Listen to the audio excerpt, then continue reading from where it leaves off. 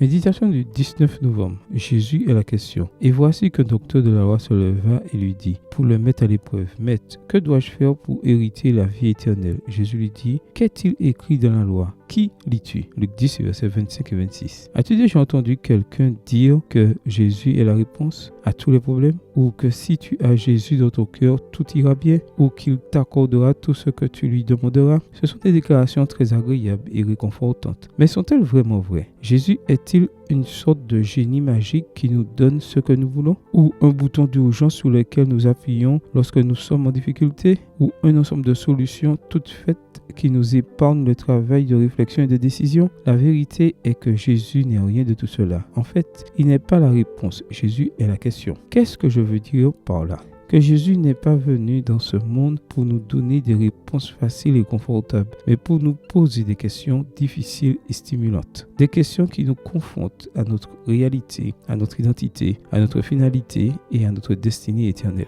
Dans les Écritures, Jésus pose de nombreuses questions. Mais vous, leur dit-il, qui dites-vous que je suis? Matthieu 16, verset 15. Que veux-tu que je fasse? Marc 10, verset 51. M'aimes-tu plus que ne le font ceux-ci? Jean 21, verset 15. Pourquoi m'appelles-tu bon? Luc 18, verset 19. Que cherchez-vous? Jean 1, verset 38. Qu'y a-t-il dans ta main? Exode 4, verset 2. Et vous ne voulez-vous pas aussi vous en aller? Jean 6, verset 67. Pourquoi avez-vous tellement peur? Comment n'avez-vous pas de foi? Marc 4, verset 40. Le maître posait souvent des questions pour inviter les gens et nous à réfléchir, à mieux le connaître, à lui faire confiance et à le suivre, à l'imiter et à l'aimer. Les questions de Jésus nous indiquent qu'il ne veut pas que nous soyons des chrétiens passifs et conformistes, mais plutôt actifs et transformateurs. Il ne veut pas que nous soyons des spectateurs, mais des protagonistes.